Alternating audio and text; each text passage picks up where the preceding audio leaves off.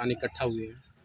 देखो, देश का किसान जब जब खड़ा होता है ना, और सरकार उसके साथ नाइंसाफ़ी करती है, अन्याय करती है, तो इस देश में किसान और जवान जब खड़े हो गए, तो हमेशा किसान खड़ा हुआ, किसान जीता, जवान खड़ा हुआ, देश जीता। आज फिर किसान पर आफ़त आ पड़ी है। आप सब जानते हैं कि जनवरी 2024 से रेलवे लाइन का मुद्दा इस इलाके में काफ़ी समय से चल रहा है। लगभग 5 से 7 हज़ार किसान प्रभावित हैं। पहले नवलगढ़ क्षेत्र के जितने भी ग्राम राजस्व ग्राम थे, उनका ज़मीन का मुआवजा के नोटिस सरकार ने दिए। अब हाल ही में सीकर की 3 जो राजस्व ग्राम है, भजनगढ़, स्वरूपुरा और गोजाना, उनके नोटिस 1-2 दिन में आ गए हैं।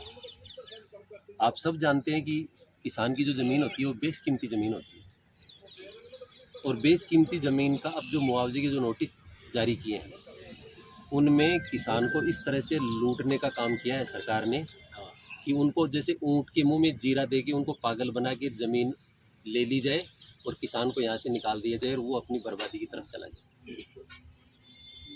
आपने कई बार वार्ता भी की है, कलेक्टर से भी मिले हैं, काफ़ी जगह जाकर मिले, उनका क्या निष्कर्ष निकला? मुझे ये लगता है कि शायद सरकार की आंख है वो बंद है, और सरकार का जो इस समय सरकार चल रही है उसका रखवाला कोई राम ही है शायद। क्योंकि पिछले 1.5 साल से हम लगातार माननीय मुख्यमंत्री जी को हमने ज्ञापन दिया, सरकार के मंत्रियों को ज्ञापन दिया। जब पिछले साल दिसंबर में रात्रि चौपाल मेरे पंचायत में हुई, तो हमने कलेक्टर साहब को अवगत करवाया, सारी चीज़ें हमने रखी, मीडिया ने अच्छी तरह से इस बात को रखा। तो जब इतनी होने के बावजूद सरकार की आंख नहीं खुल रही, और अब तो हद हो गई कि अभी तक किसानों को संतुष्ट नहीं किया गया, उनकी सहमति नहीं ली गई, उनको संतुष्ट नहीं किया गया। उसके बावजूद कल बसावा में और यहाँ नवलगढ़ दुर्जनपुरा में, मतलब किसानों को डरा धमका कर उनकी ज़मीन ऐंठने का जोर ज़बरदस्ती वहाँ तारबंदी और बाड़ेबंदी चालू कर दी, और अभी तक किसी भी किसान को, एक भी किसान को सरकार ने संतुष्ट नहीं किया है। मतलब एक तरह से जैसे अतिक्रमण का काम करते हैं, वो एक सरकार एक तरफ तो ये कहती है हम अतिक्रमण हटाते हैं, और सरकार खुद अतिक्रमण जैसा काम कर रही है। कल मैं उस वासिद भाई से मिला, जब उस आदमी की हालत ये थी कि वो ये सोच रहा था, बोले भाई साहब अगर आप लोग नहीं पहुँचते तो ये नहीं पता नहीं मेरे साथ क्या क्या कर लेते। तो मतलब लूटने का काम, डराने का काम, धमकाने का काम, और किसान की एक नहीं सुनी जा रही। जबकि सरकारें ये कह रही है कि हम किसान की जो मतलब भाव है उसको दुगुना कर रहे हैं, उसकी कीमत बढ़ा रहे हैं, किसान की इनकम बढ़ा रहे हैं।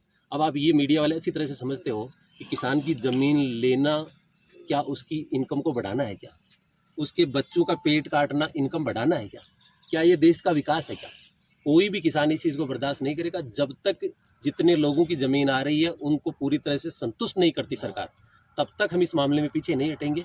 अब आप जानते हैं कि इस समय देखो खड़ी फसल है, और खड़ी फसल होने के बावजूद किसानों को डरा धमका कर और ये इस तरह से बेदखल किया जा रहा है जैसे वो भारत के नहीं कोई भगोड़े हैं वहाँ यहाँ के। इतना बुरा हाल सरकार ने कर दिया। तो अब मेरा आप सभी की मीडिया के माध्यम से मैं सरकार से एक बार फिर निवेदन करना चाहता हूँ, भारत सरकार से और राजस्थान सरकार से, मेहरबानी करके या तो आप ये कहना छोड़ दीजिए कि हम किसान के हित का काम करते हैं, और अगर आप किसान के हित का काम करते हैं तो हम ये तब मानेंगे जब किसानों को आप संतुष्ट करेंगे, उनको सहमति लेंगे और राजी राजी उनकी समस्याओं का समाधान करेंगे। जब हमारा यहाँ रात्रि चौपाल हुई तो उस समय हमने कलेक्टर सर से निवेदन किया कि हमारी मुख्य ये समस्याएं हैं, जिनमें आप जानते हो जब किसान की ज़मीन जाएगी तो वो कैसे पेट भरेगा, उसके बच्चों का क्या होगा। इस बारे में सरकार थोड़ा बहुत भी विचार नहीं कर रही, जो हमारे लिए, किसानों के लिए और सरकार के लिए, सबके लिए एक गंभीर बात है। तो मैं आप सभी के मत। हाँ सर, क्या मांगे आपकी? हमारी पहली मांग ये है कि सबसे पहली मांग ये है कि किसानों को संतुष्ट किया जाए रेल लाइन निकालने से पहले। जब तक सारे किसानों को सरकार संतुष्ट नहीं करेगी, ये रेल लाइन निकालना मुश्किल होगा, असंभव होगा, और इसके लिए सारी की सारी जिम्मेदारी प्रशासन की और सरकार की होगी। जो कल आए थे वो आपसे वार्ता की? नहीं, वार्ता नहीं, वार्ता की बात तो आप छोड़ो। जब हमने उनको ये कहा कि भाई आपने किसानों की बात सुनी, क्या सरकार ने हमारी मांगे मान ली, उससे पहले तो ये कह रहे हैं कि नहीं नहीं सरकार ने हमें लाइसेंस दे दिया। जैसे हमें तो बेदखल कर दिया और उनको पूरा लाइसेंस दिया हुआ है कि आप किसान के खेत में जाओ, उसको डराओ धमकाओ, वहाँ पत्थर रोपो और वो ज़मीन अपने कब्जे में ले लो। ठीक। हम लोग खड़े हैं, वहाँ फसल खड़ी है, खड़ी फसल है, इसका मतलब वो ज़मीन बंजर नहीं है, यानी पैदावार होती है वहाँ। और उसके बावजूद जितने जितने इलाके में ज़मीन जाएगी उसमें एक भी जगह सरकार ने ये नहीं लिखा कि ये ज़मीन चाई है, इसमें किसान खेती बाड़ी करता है, सारी जगह पर बंजर लिखा हुआ है। अब मुझे आप एक बात बताओ, एक लड़का और लड़की की शादी हो गई और वो 2 साल से 5 साल से शादीशुदा जीवन जी रहे हैं, और फिर वो कहीं जाएं तो जो सरकार है वो ये कहेगी कि हम कैसे मानेंगे आपकी शादी हो गई, बताओ। मतलब ज़मीन सिंचित है और उसके बावजूद उसको बंजर बना रखा है। तो ये कहीं न कहीं सरकार की और कंपनी की साजिश है कि सरकार और कंपनी ये चाहती है कि इस तरीके से हम किसानों को लूट सकते हैं, बर्बाद कर सकते हैं। इस तरीके के कई हथकंडे हैं। इसके अलावा जो मुआवजा राशि के जो नोटिस आए हैं, उसमें मैं आपको ये साबित करूंगा कि किसी किसान की मान लो 4 बीघा ज़मीन जा रही है, किसी किसान की 5 बीघा ज़मीन जा रही है। आप इतना जानते हैं कि 4 बीघा का और 5 बीघा का भाव बराबर होगा क्या? जबकि उसमें पैसे का भी फर्क नहीं आया। यानी अपनी मनमर्जी से उन्होंने सारा का सारा सेट कर दिया। बस इनको एक ही काम है कि कंपनी को मालामाल बना दें और कंपनी अपने को मालामाल बना दे, किसान जाए भाड़ में। लेकिन मैं आपके माध्यम से ये बताना चाहता हूँ कि मैं सरकार से फिर निवेदन कर रहा हूँ कि मेहरबानी करके आप किसान को तो बख्शिए कम से कम, कहीं ऐसा नहीं हो जाए। देखो मैं आपको बताना चाहता हूँ, इधर आप देखिए, ये खसरा है, उसमें ज़मीन जा रही है 0.60।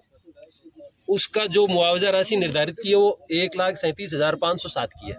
फिर दूसरा जो खसरा है, जबकि ये एक ही राजस्व गांव के 2 खसरे हैं, उसमें जो ज़मीन जा रही है वो 0.529 जा रही है, और उसमें भी जो मुआवजा राशि है वो 1,37,509 है। अब मुझे ये बताओ कि ये साफ साफ गड़बड़ नहीं है क्या है?